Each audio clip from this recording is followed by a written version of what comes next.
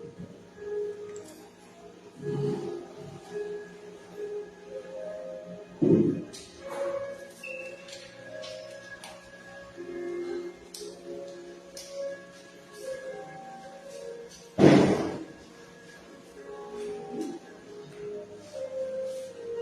igreja, mas Jesus, Amém. motivo de alegria, né, igreja? Mais uma vez nós estamos na casa do Senhor. Hoje, as elementos da minha responsabilidade, trazer a palavra de Deus, eu convido a igreja a abrir. Hoje eu vou dar continuidade, eu vou encerrar o nosso estudo. O estudo que eu comecei alguns minutos atrás, em nome do Senhor Jesus. E quem estava da última vez, lembra qual foi o tema? Quem que lembra qual foi o tema? Mas falar, eu falei. Que é a ciência livre. Quem é esse? A ciência e Jesus é a Bíblia, a ciência é a Bíblia, a Bíblia é a ciência. Quem mais? Pastor Deus não está viajando. O presbítero estava aqui. Mas a sabedoria bíblica e o conhecimento científico. Aí você fala assim, de conhecimento científico, parece que é algo muito isolado, assim, no sentido, muito aberto no sentido, mas quando a gente fala de conhecimento científico, a gente tem que voltar os nossos olhos para alguns pontos, seja para a tecnologia, seja para a medicina, e o meu olhar nesse momento, naquele dia, foi em especial para a medicina. Então, quando eu olho para a ciência, e a gente precisa entender o que é a ciência nada mais é um significado de dicionário. Conhecimento, saber, sabedoria. É isso. A ciência significa isso. A busca pelo conhecimento. Então, como base, eu tomei, quem estava na outra pensar que como base eu tomei como texto o livro de Daniel, o profeta Daniel, no capítulo 12, no versículo 4, onde o Senhor dá uma visão, ali em visão para Daniel, acerca das coisas futuras, das coisas dos últimos, as últimas coisas que aconteceriam no fim dos tempos. Quando Deus dá uma visão ali para Daniel, ele diz: mas você, Daniel, feche o selo as palavras do livro até o tempo do fim. Muitos irão por todo lado, em busca do maior conhecimento. Então o Senhor está dizendo para Daniel: isso que eu estou falando, mostrando para você em visão aqui, não é para agora. Porque talvez Daniel viu aquilo ali e ele talvez se afligiu, talvez ele quis entender, porque o Senhor está falando: não é para agora. Vai chegar um tempo, vai chegar um momento, Daniel, em que as pessoas elas vão querer conhecer, as pessoas vão correr. E aí talvez você fale assim: mas irmã, aqui entra várias questões, entra a questão das pessoas quererem ter o domínio daquilo que não pode ter, que nunca só quem tem é o que criou, que é o Senhor. Mas o Senhor também está dizendo para Daniel que nos tempos futuros as pessoas iriam compreender aquilo que era Daniel e aquele povo naquela época não conseguia entender. E hoje a gente também vê uma demanda muito grande por dois pontos, até mesmo em relação às escrituras.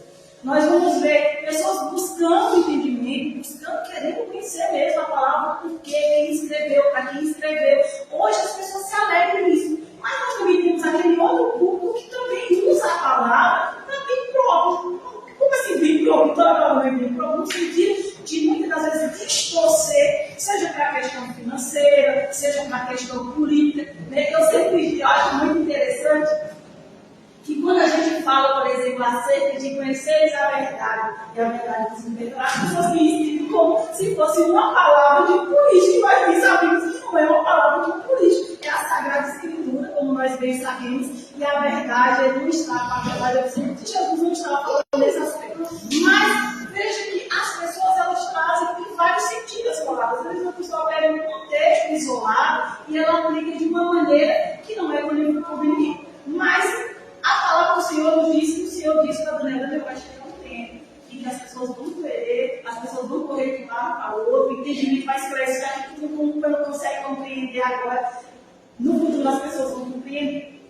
E eu fico maravilhada com Daniel, sabe por quê? Porque quando eu olho para não só Daniel, mas tantos outros, ele nos mostra muito a questão não só a questão espiritual, mas também da ciência, no sentido seja de da medicina, seja científico, porque muitas das vezes a gente vai ver algo que para nós hoje é muito simples, seja na medicina ou seja na tecnologia, a gente fala, nossa, né, como isso aqui é útil? Mas muitas das vezes a gente já levou anos de estudo, anos de busca.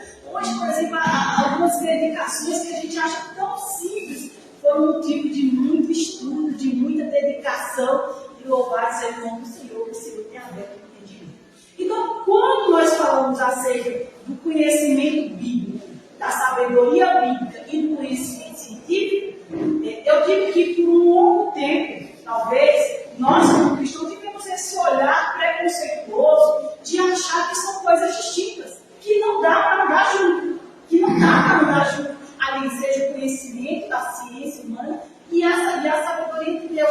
Mas nós vamos ver que dá para andar e deve sim andar. Eu vejo que o Senhor, na sua misericórdia, na sua graça, tem usado, seja a ciência, seja a medicina, seja a tecnologia, como uma ferramenta para o seu povo. Eu vejo dessa maneira, e um desses pontos que eu costumo dizer é o celular aqui hoje está sendo usado para transmitir. Pode-se usar em outro âmbito, em outro aspecto? Pode, como perdição? Pode.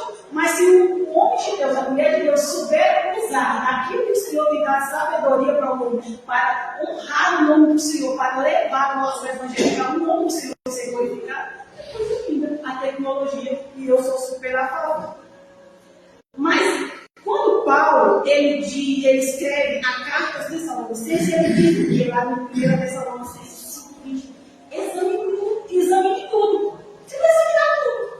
O que eu estou falando aqui, você vai examinar. Se está numa sala de aula, você vai examinar o que está sendo falado. Se está vendo um jornal, você vai examinar o que está sendo falado. Se vai pegar um folheto de um jornal impresso, você vai examinar. Você vai pegar uma bula, você vai examinar. Mas o que você vai reter?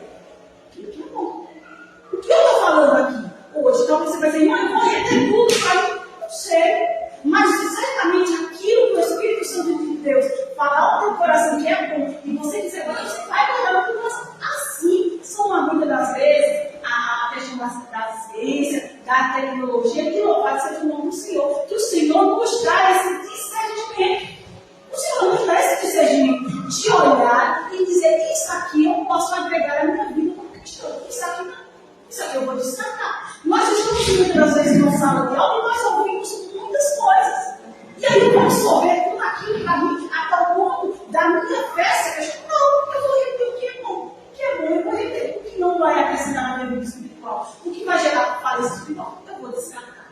Então nós também ouvimos, eu também trouxe aqui da última vez, falando acerca de alguns pontos que a própria Bíblia, louvado seja o nome do Senhor, né? Nós vamos ver ali no livro de Levítico, talvez muitas das vezes as pessoas falam assim, mas olha, o livro de Levítico era para um povo que estava saindo de uma civilização, que estava indo para o deserto, estava sendo introduzido uma nova civilização, um novo lugar, um novo ambiente. Então o Senhor precisava, como se podemos dizer, reeducar esse povo para o ambiente que eles iriam ser introduzidos, que era no meio de uma grande população. Mas quando a gente olha para a ciência e para a sabedoria bíblica, essa é a função dela. Essa é a função dela, é tornar o ambiente melhor, é fazer com que aquele ambiente a qual nós vivemos rodeados, seja de pessoas, seja em lugares, isso torne mais acessível para o mundo. Se nós olharmos, por exemplo, a Bíblia, uma pessoa, por exemplo, hoje, levantou a mão, como Jesus, levantou a mão, confessou Jesus como seu único e suficiente Salvador. De todas as formas, seu coração, Jesus sondou e viu que ali existe uma sinceridade. Você já parou para pensar por que Jesus não recolhe naquela hora? Você fala, não, porque existe uma promessa que Jesus vai voltar. Mas você já parou para pensar? Já parou para pensar nisso? Porque o Senhor deixou a Escritura. Então a Escritura o que é? É um manual de permanência. Você vai estar assim como cidadão do céu, aqui na terra, no meio de um conflito espiritual, e você vai ter um comportamento de um cidadão do céu. É a Bíblia, a função dela é essa. A mesma coisa é o conhecimento científico. A mesma coisa é a ciência. Qual é a função dela? Não é questionar. É tornar a vida do habitante, do ser humano, em si, mais saudável. Você tem uma vida prolongada. Aí você vai reter o que é bom. Você vai pegar para você aquilo que é